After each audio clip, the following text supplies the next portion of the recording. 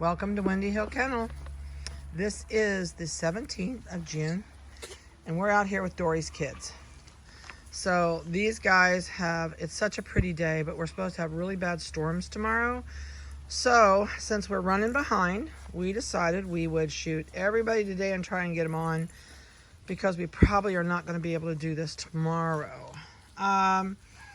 These guys are completely in the house with us, and will not see their mother again before they go home.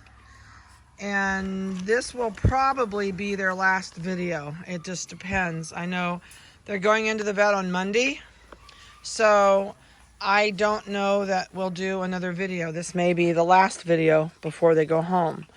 So we took weights this morning for you, and all of them are they're just characters. They really are. They're funny. They're like little clowns. They're out here. This tube they've never seen before, and it's really slippery. Watch his back feet. See, he's sliding. So it takes a little bit of effort to get up that grade and out the front end.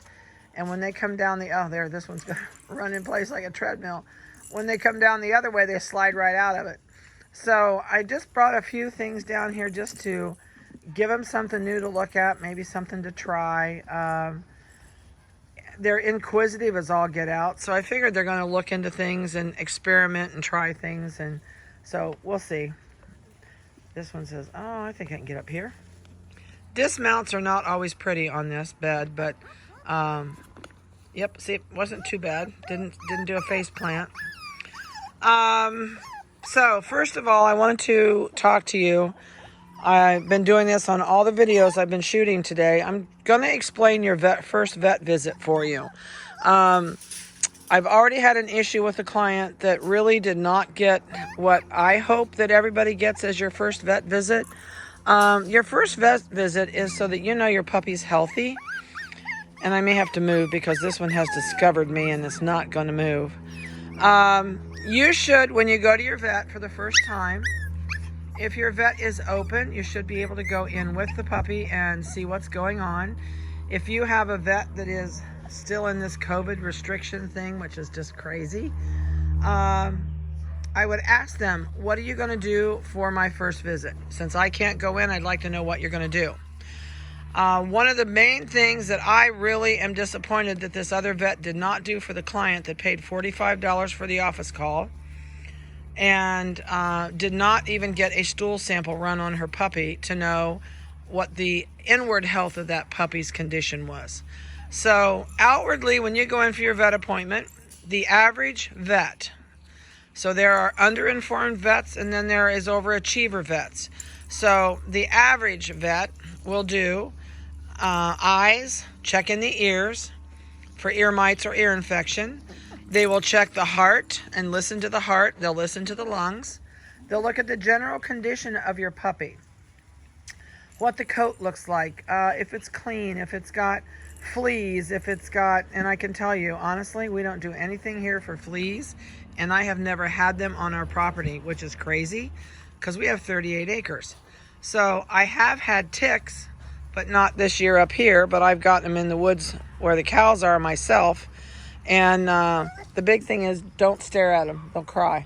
Allie just walked up behind me, and they'll all start crying if she watches them. You want to make sure that your vet is going to do everything to check the health of this puppy, which, in my opinion, a stool sample is really important. So please contact your vet's office if you already have your appointment scheduled. Ask them what their first appointment entails. You're going to have a full health card for your puppy, and it's going to tell that vet exactly what your dog's had done, and it's going to let him know by the dates on this when whatever it needs done. Oops, crash and burn right in the fence. What it needs done next that's coming up, which is usually just your shot. So if you get a stool sample and they tell you need to bring a stool sample, you're going to collect that either the night before or the morning of. And the best way to collect it is get a plastic spoon, like one of these you throw away from McDonald's and Wendy's, that type of spoon. Just a picnic spoon that you're going to throw away. And once the puppy has defecated, you're going to want to pick it up really fast. Don't let it sit for hours. Don't let it sit in the sun. Don't pick a poop sample up that was there overnight. So I hope you get the gist of it. You need this relatively soon after it's been deposited on the ground or a piece of paper or wherever you have your puppy when it potties. If it's going to be several hours before you're going to be at your vet's, put it in the baggie. You can leave it in the spoon. Just put the spoon and all in the baggie and put it in your refrigerator. Zip it shut, and that keeps it cold. It keeps anything in it from deteriorating because of heat. So that's kind of the basic thing of your stool sample. And then they'll do a float, and that will tell them if the dog is good to go, if it's still got a worm. When you worm your puppies, it does not kill the eggs. So if the worm in your puppy was old enough to lay an egg, there may not be an adult worm left in there, but the eggs are still in there. The eggs will also show up on your float sample. And the reason people always ask us, why do you worm so often? Well, when they're puppies, you're trying to completely eradicate anything in their body. So when we worm, we only get the adults. When we reworm, we get the eggs. And that's why we're trying to worm soon enough that the egg has not hatched out and had a worm that was old enough to lay an egg. And then you're in this vicious cycle until you break that cycle. And as the worm hatches out, you kill the worms and you have no more worms in the stool. So that's my explanation for that. Do we still worm all our dogs? Absolutely. We worm all of our dogs every 3 months. And our moms get wormed about 2 weeks before they have their puppies. And we try and make sure that mom isn't carrying any worms in her system, because they go through the mammary glands and the eggs, and you can get the puppies infested because of mother if mother wasn't wormed. So I don't know if you needed that whole explanation, but there you go. So anyway, follow up with that. Also, I would not let your doctor give your puppy more than one shot that it needs at that time. If it's due for a rabies shot and he's going to give its puppy shot at the same time and they're small, I don't know that I would let him do it at that same appointment. There's no reason that you can't go back and just go in the office, I wouldn't think, and just have one of the techs give it its rabies shot maybe the next week without having to have an office call. You can walk in, stand at the counter, and somebody pop it with a shot. Granted, they're not going to get their $45 office call visit or whatever your vet charges, but it is not necessary for the vet to see the puppy to do a follow-up rabies shot if you don't want to do all your shots at the same time. Too many shots in the puppy system can, not saying it will, but it can make the puppy feel really crappy for the day. So, enough of that. Let's get down to the nitty-gritty. Let's see what these guys weigh. I'm trying to keep where I can keep these guys in sight and not have to worry about this, but there we go. All right, so out here, 8221 is a male. I lost him. There's some. And it has a plum-colored collar on. We'll have to see if we can find collars. That is so hard to find with his hair as long as they are. But they've got a plum-colored collar on. It's 2 pounds, 13 ounces. So out here, there's a male with a light blue collar on, kind of a turquoise collar, 8219, and he is 2 pounds, 12 ounces as of today. The light pink collared female is 8225, and she weighs 3 pounds, 4.5. The forest green collared male out here is 8215, and it weighs 2 pounds, 11 ounces. The no collar puppy, which I do have baby collars now, so I'm going to put a baby collar on it today, the little black one. And I'm going to put a neon green collar on. I should have done it before I came out here, but I forgot. So I'm going to put a neon green collar on your puppy. And they will wear this when they go home. Or if you're here, you're more than welcome to switch collar colors and get a different collar. But the little guy out here is 8222, and he's 2 pounds, 3.2. The royal blue collared puppy out here is male, 8223. And let me zoom out a little bit. And that puppy weighs 3 pounds, 14.5. So at this point, I do think everybody is going to be able to go in and be done. The only one I'm questioning is the little guy, and I'm going to leave that up to my vet. Males are really easy to do. It's not nearly as hard on them as it is on females. And we've still got 5 or 6 days before they go. What is this, Wednesday, Thursday? It's Thursday. Friday, Saturday, Sunday. Yeah, we got 4 days. We probably are going to get him up. We've been feeding him hamburger, and they love hamburger. Raw hamburger is their favorite thing right now. And I also give him liver. So it's iffy. We'll have to see if this little guy is going to be able to get it done or not. But we'll try. So they are 7 weeks and 1 day old, and they're doing super good. They've had a bath. They'll get another bath probably Friday or Saturday. We're a little bit short-handed right now because Vanessa's been out with kidney stones, and I had a colonoscopy, which took a day and a half out of my time. And so this week we are running behind, as you can tell, since we're just now doing videos. There's that little squirt. He says, I know you're sitting there, but you're not looking up. He won't look up. I can't get him to look up. So, they're all doing really good. They're super happy. They're in the house with us. They're doing really good on no bark, no bite, no lick. And they're on their way to being ready to go home. Oh, we're going to argue. Oh, they're watching this. I think Autumn's puppies are out here, and they're hearing puppies over there, because they're my next victim to do a video of.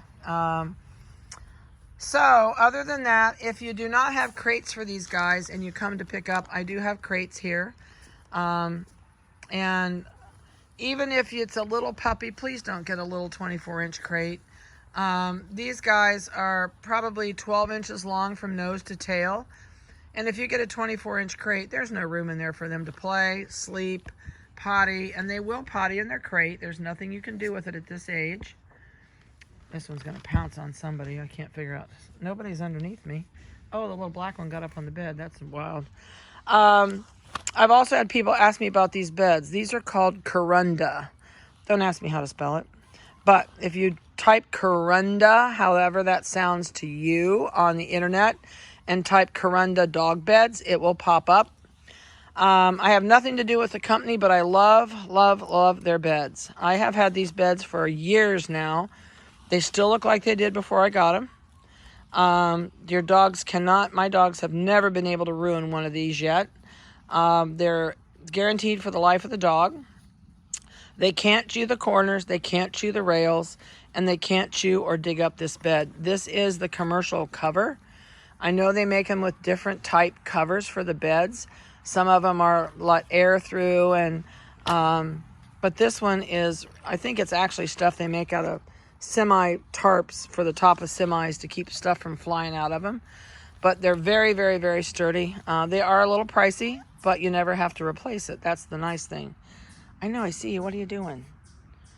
Let me see if we can find some collar colors, because I know I told you we were going to try that. So the forest green collar is right there stretching out with her little, his or her. Now don't tell me if I say her, because I refer to everybody as her. And I know we don't have that many hers in this litter. But that's the forest green puppy. Let me see who just ran down here underneath me. This one is turquoise. That's the light turquoise collar. This chocolate one is, what are you? It's so hard. This is the purple collar. There's the little black stinker. I see you. Are you looking up at me? No. All right, this black and white one is probably a repeat. Nope, that's neon pink. So that one has a pink collar with little, some type of decorations on it. Who else is in here? So the chocolate and white one over here. I'm trying to see if I can see. It's eating grass. It's grazing. Come here, ornery. Quit eating mud. Come here. Come here. Good boy. Nope, it's the royal blue collar. I think it's royal blue. Now they're all over here like a bunch of... No, let me see which color is. Yep, royal blue. Who else is still on here? Did we get everybody's collar? Turquoise. What color is yours? Forest green. And you are the blue, I think. Yeah, you're the blue. That's the pink.